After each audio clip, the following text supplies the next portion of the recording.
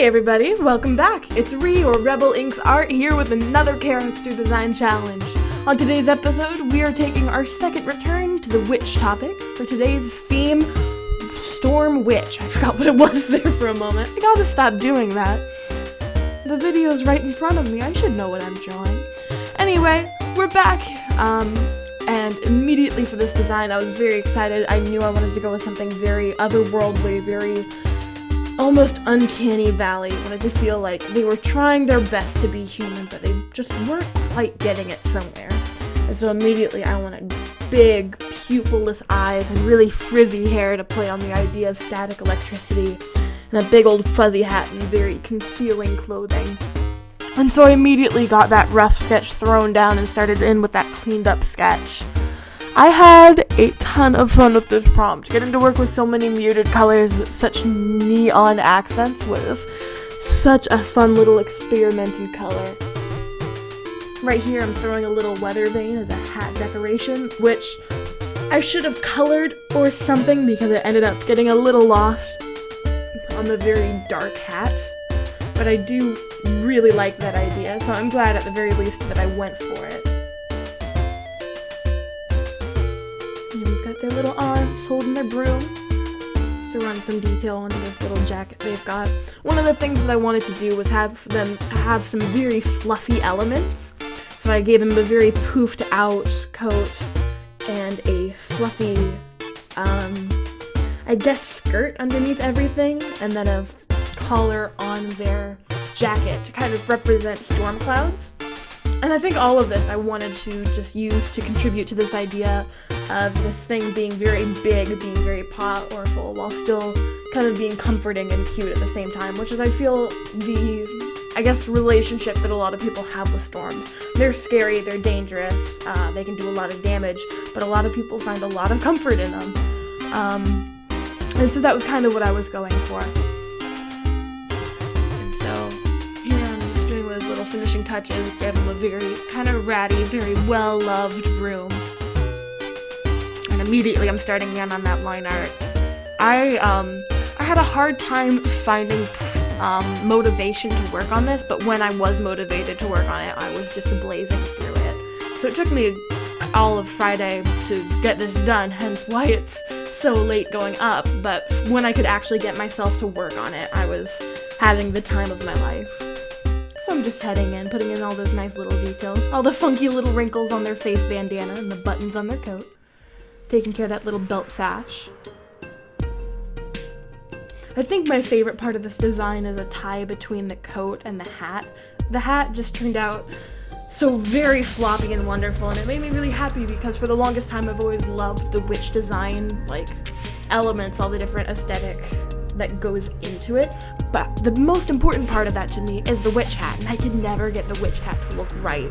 And I feel like this drawing is the first time I've managed to make it look like a witch hat should, and it made me just very happy. I was very proud of myself for this hat. So there we are, heading in, just getting all those little details lined out, making sure all my lines are connected so that the line art will not allow the selection to go inside of it, so I can go about doing my coloring here in a bit. And here I'm just lining that little fluffy storm cloud underbit.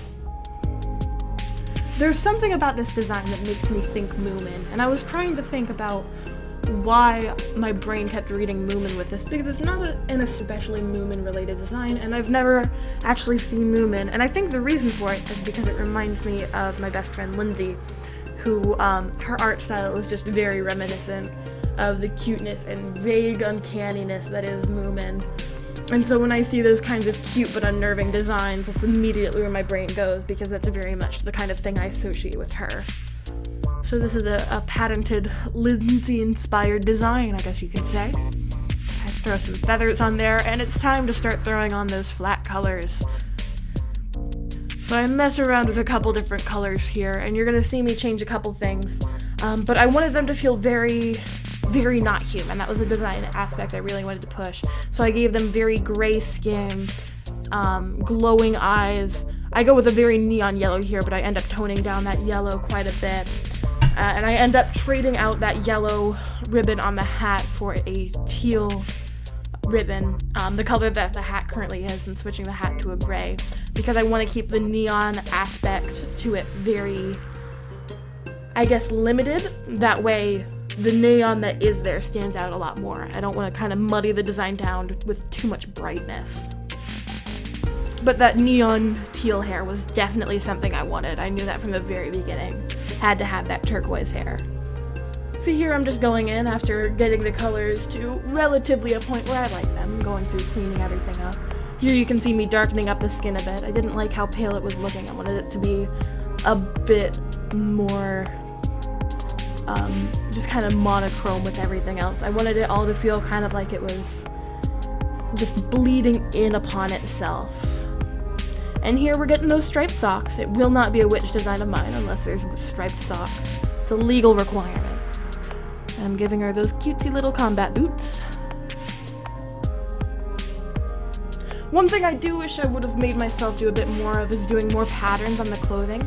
We're gonna see I go in, I do a little lightning bolt pattern on the bottom skirt, and I do some little cartoony lightning bolts on the sash, but I wish I would have pushed myself to do just a bit more of that, because it was very fun, and I feel like it adds a nice little bit of detail to the drawing, and I could have pushed it farther. Which I think is always a given. You can always push things farther. There's no, well, I was gonna say there's no such thing as far enough. There is, but not in adding little nuances to your character.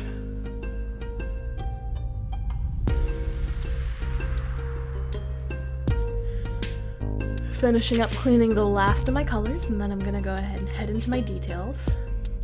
Here we go. I'm starting with that little gem, throwing some shadows on it, some highlights, and putting a little lightning bolt in the center, just again to drive that point home. And then here we go with those cutesy little cartoony lightning bolt patterns on her sash.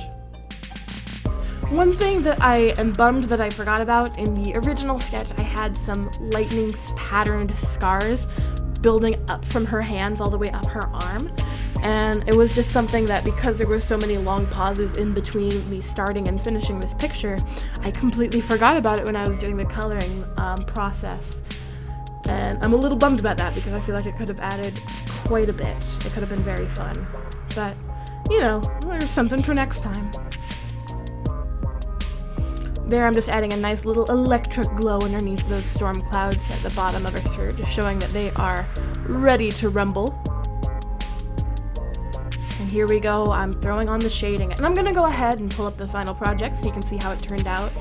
I know this might be getting a little redundant to hear, but I'm really in love with how this character turned out. And I know I've said that at the end of most of my videos now, and I would just like to say that I'm really happy that I've been saying that. For a very long time, I've not been very happy with my art. I still go through very long periods of absolutely hating my art style or the way my art looks. And something about doing these YouTube videos, just this format and this opportunity to really go outside my comfort zone, has made me feel a lot more at comfort with my art style and with just the way my art looks as a whole, and it's also pushed me to improve a lot. And so I guess I just wanted to thank you guys for that opportunity, and also encourage you that if this is something you're considering doing, go for it. The link to the aesthetic generator is down in the description below.